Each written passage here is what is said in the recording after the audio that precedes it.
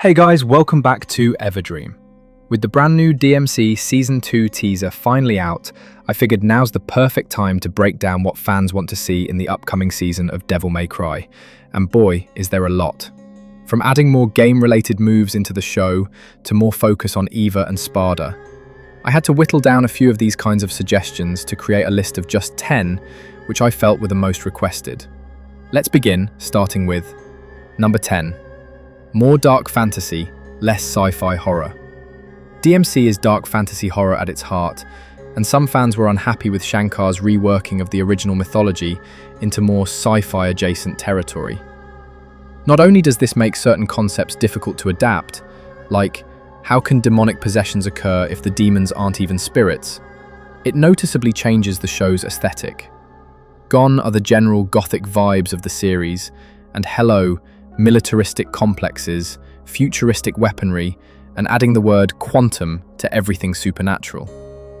Now, I'm not saying DMC never had some of these things before, nor do I hate the military plotline, but the overall tone of the franchise has been more fantasy than anything else, and I can understand some not wanting it to stray too far from those roots. Number 9. Nero and the Order of the Sword. I was pleasantly surprised to find a lot of people pushing for Nero's early inclusion, which goes to show how beloved the once controversial character has become. And maybe we will get a reveal of some kind, if not of Nero, then perhaps one of the Order of the Sword, the section of demon hunters he is affiliated with. It could be that the suspiciously out-of-place priest we encountered in Season 1 would turn out to be a member of the Order. I, for one, can't wait to find out. Number 8. Less political messaging.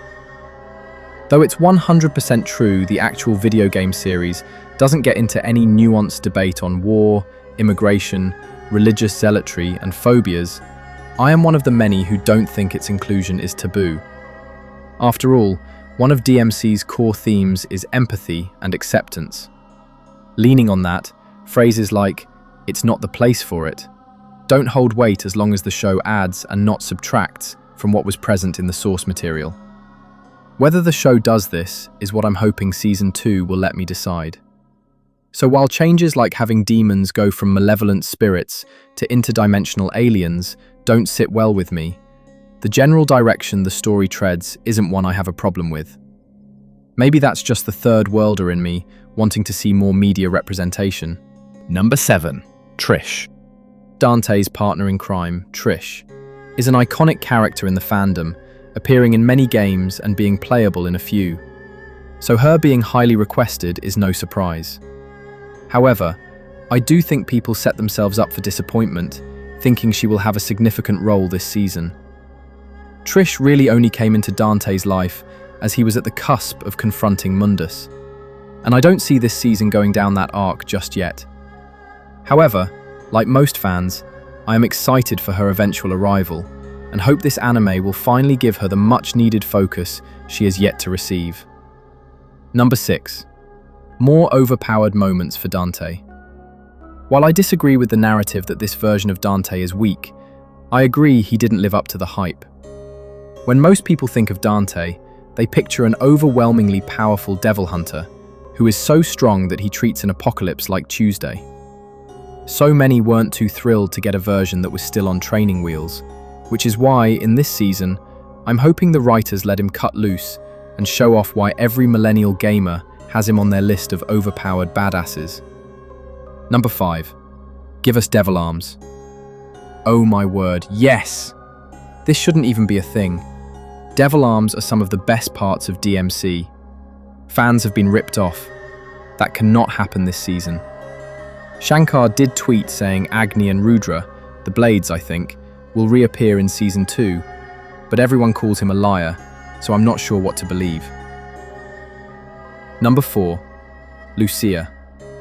Because of her brief appearance in the first season, the promise of Lucia once again having an important role in the franchise has the fandom buzzing with excitement. It always felt cruel to her admirers that Capcom never made significant use of her in any works outside her debut game. But with this season appearing to focus on the Arius plotline, it appears the time has come, and so has she. Season 2 can't get here fast enough for some. Number 3. Apology from Lady to Dante. I always felt like people are way too heated about this than they should. But I'm not going to defend Lady on this one. Locking up the guy who risked his life to save you and a bunch of strangers from certain death is a dick move, no matter how you slice it. And after the heart-to-heart moment too. Say it ain't so, Shankar. Is the legendary Lady Dante friendship cooked? I hope not. I mean, the key to hell needs 5 items and Darkcom already had 2, so did they really need to take Dante in? In any case, the uproar from Lady's action is impossible to ignore, so let's hope a satisfying reconciliation has been written. Number 2. Let Dante be the main character. It's no secret that Dante felt sidelined in Season 1. The reason was that one of the story arcs being adapted was Chapter 3 of the never-released DMC3 prequel manga, which would have featured Lady as the MC. While the adaptation of that unfinished work is a good thing, it felt like the writers gave Lady more attention in the pilot season. Hopefully, things will be different in Season 2, and Dante can finally have his character fully emotionally delved into. There is always the looming chance that Vergil could steal our boy's thunder though. Hopefully that will not come to pass. Number 1. Vergil not being a willing stooge.